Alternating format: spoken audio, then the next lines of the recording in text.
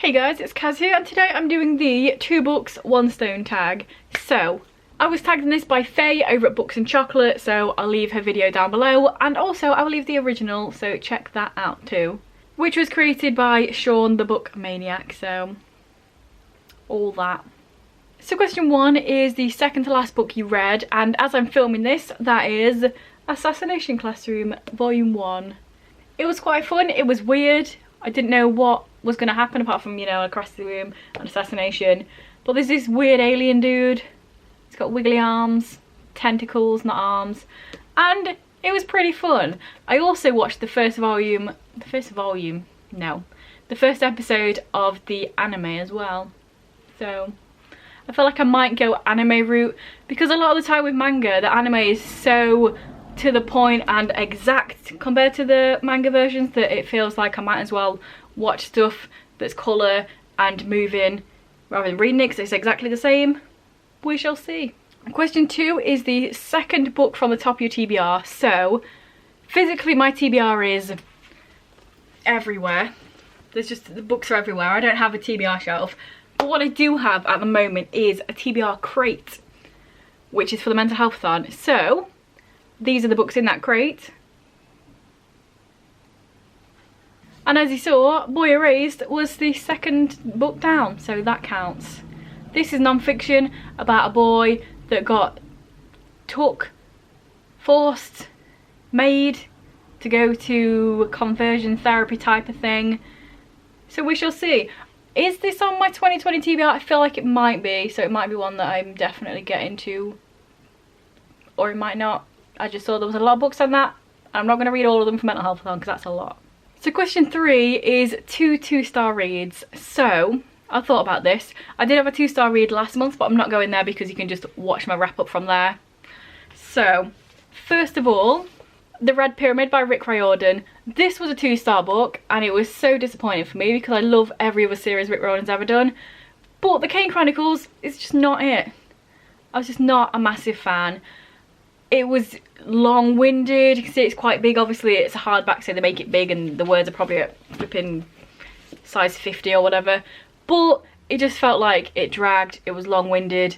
The characters both had love interests from the beginning, and it's just one of the things I like about Rick Riordan is that he doesn't make all the characters have love interests, and when he had it in this book I was just like, what's the point?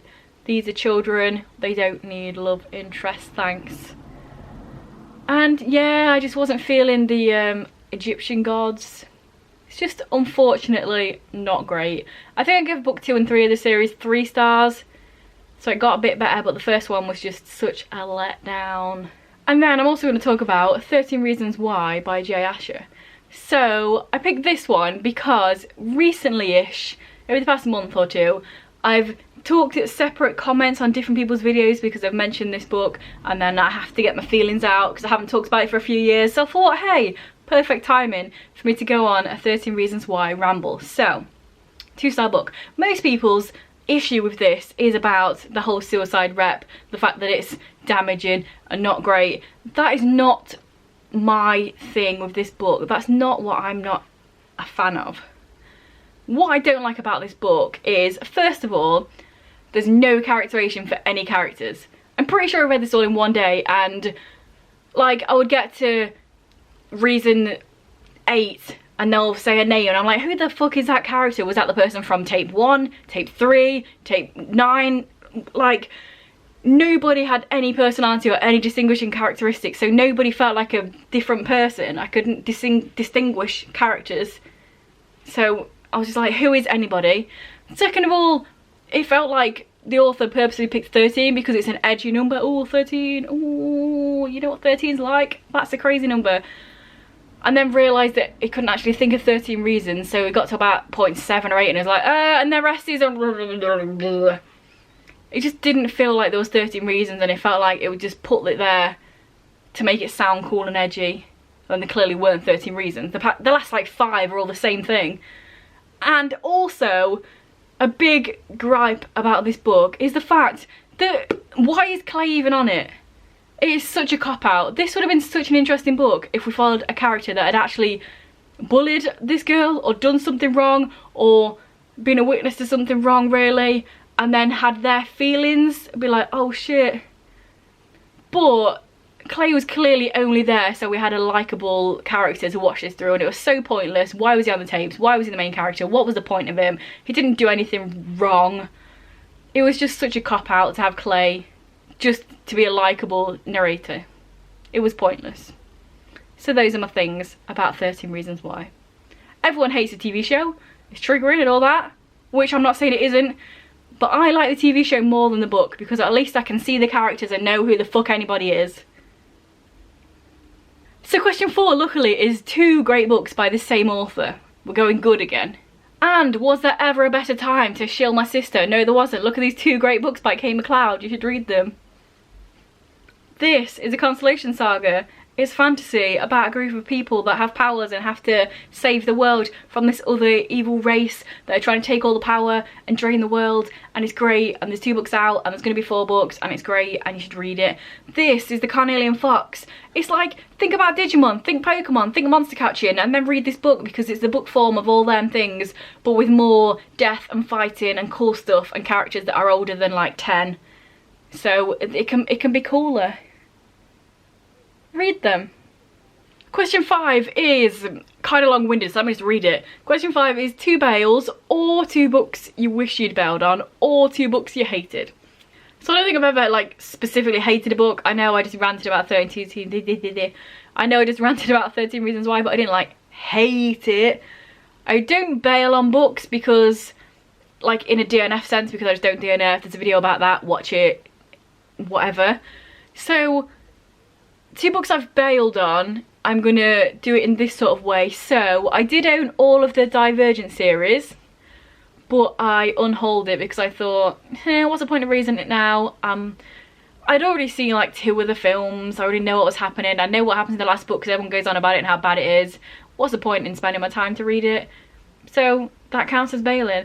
Also in a similar vein, I owned the whole like big thick bind up of the Jason Bourne series, Bourne Supremacy, Ultimatum, all that jazz, just because it was in a 4 books for $1.99 and I'd found 3 books and I just picked that up. I knew I was never going to read it. A couple of months later I just unhauled it, so that kind of counts. I bailed on that book. Was I ever going to read it anyway? No, but it still counts.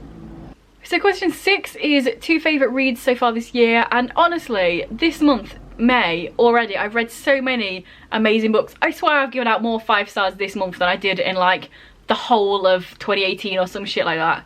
Literally. I said to myself, I'm going to give out more 5 stars because I'm really just picky. And then I've given out loads this month. But I'm not going to talk about this month because I'll do that in my wrap up. So, previous books I've loved this year. Alex in Wonderland by Sam and James Green. It's great. You should read it. I talked about it in my wrap up whenever that was, last month, the month before, who knows. It's a great book. It's set in England. It's like an arcade type thing, and then it's funny but also good, and there's a mystery, and it's gay, and it's funny, and it's good.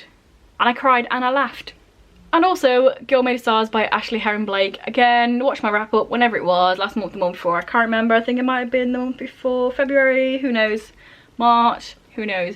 But this is a great book. It's about twins. You follow the girl and one of her friends accuses her twin brother of rape, and it's all about her dealing with that and dealing with her family and dealing with her friends and dealing with all the thoughts and feelings, and it made me cry loads and it was great. Question 7 is 2 new favourite booktubers here, and honestly recently, the past couple of months, I've found so many new booktubers. I felt like there was a big period where I didn't find anyone new, and then recently I found loads of people new, so apologies to anybody I'm not going to mention here because obviously it says 2. So I'd look through, obviously just like small shout out to Faye because she tagged me in this and she's great, but I thought pick 2 different ones so we're moving it along.